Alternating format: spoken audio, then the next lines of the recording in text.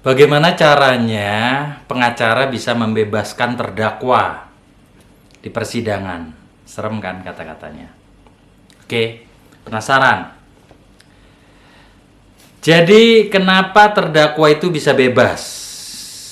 Dan tidak semua kasus pengacara itu bisa membebaskan. Ada kasus-kasus yang buktinya lemah. Ya, yang buktinya lemah, yang mana pengacara itu punya kepiawaian khusus menggunakan hak-haknya melakukan pembelaan, ya, untuk membuat hakim itu gemeteran saat memutus kalau terdakwa itu bersalah.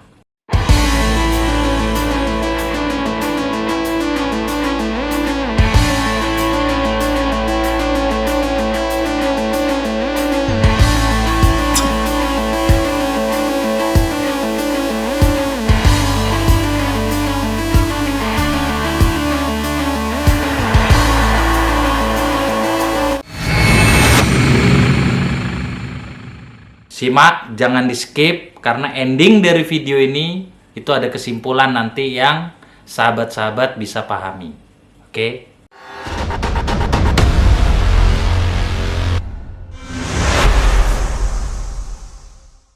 Assalamualaikum warahmatullahi wabarakatuh, sahabat-sahabat Muhammad Arilau. Kita kupas ulas kenapa seorang pengacara atau advokat itu bisa membebaskan terdakwa di persidangan. Ya. Jadi begini, setiap perkara itu tentunya dihadapkan di persidangan, ya, untuk seorang terdakwa yang diduga melakukan tindak pidana, itu masih ada asas praduga tidak bersalah. Ini yang masyarakat harus pahami, ya. Bahwasanya tidak semua orang yang dituduh, tidak semua orang yang ditangkap oleh polisi, tidak semua orang yang disidik, yang ditahan, itu semuanya bersalah. Ya, makanya dalam hukum itu ada asas praduga tak bersalah.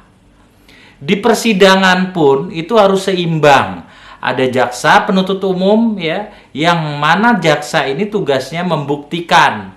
Selain membuat dakwaan dan mengajukan dakwaan terhadap diri terdakwa, ya, selain membuat tuntutannya, ya, hukuman berapa yang pantas untuk terdakwa, jaksa juga wajib membuktikan kesalahan-kesalahan yang dituduhkan di muka persidangan. Nah, kenapa dalam hukum itu harus seimbang? Pengacara ini punya hak untuk membela kepentingan hukum, bukan membela kelakuan atau kesalahannya. Kalau terdakwa ini salah, ya, secara de facto, secara fakta, tapi secara pembuktiannya lemah, maka memungkinkan terdakwa untuk bebas, untuk bisa lepas dari tuntutan. Dan apabila pengacara itu punya kepiawaian dan teliti, ya, dia bisa memeriksa mana sih yang membuat jaksa dan dari tingkat awal polisi itu begitu yakin kalau terdakwa ini bersalah dan harus disidangkan. Dia teliti. Lalu dari penelitian itu si pengacara ini bisa melihat apakah terpenuhi unsur pas tidak pasal yang didakwakan. Ya. Saya kasih contoh. Kenapa pengacara bisa membebaskan terdakwa? Saya kasih contoh. Pengacara itu harus punya kepiawaian untuk menggali informasi dan membuat hakim untuk berpikir, ya, di dalam memberikan putusan agar tidak salah. Contoh, ada satu contoh kasus, ya, sahabat-sahabat. Jadi, orang ini dituduh memiliki senjata api tanpa izin, ya. Sementara senjata yang dia miliki ini adalah airsoft gun, di mana airsoft gun itu memiliki peluru, yakni gotri, ya, gotri. Pelurunya gotri, ya. Lalu terdakwa ini ditangkap polisi, ya, dihadapkan di pengadilan dengan tuduhan undang-undang darurat kepemilikan senjata, ya, tanpa izin, ya. Undang-undang darurat ini ancamannya tinggi. Dia menggunakan pengacara. Pengacara ini pengacara yang jeli, ya. Pada saat pemeriksaan saksi di pengadilan, Biasanya hakim ini kan gini, sahabat-sahabat. Ini buat pemahaman ya, agar masyarakat paham. Setelah jaksa diberikan kesempatan oleh hakim untuk bertanya, untuk menggali keterangan saksi, maka gantian pengacara yang ditanya sama hakim untuk menggali. Lantas pengacaranya tanya, misalkan ini saksinya adalah saksi ahli ya. Ditanya sama pengacara, saudara saksi, saudara diperlihatkan sebuah senjata yang disita oleh penyidik pada saat menangkap terdakwa. Oke. Saudara perhatikan senjata itu. Mohon izin yang mulia majelis hakim untuk memperlihatkan senjata itu sama-sama di meja hakim. Silakan, kata hakim. Lalu semua kita maju ke meja hakim dan kita lihat. Tolong teliti dengan seksama.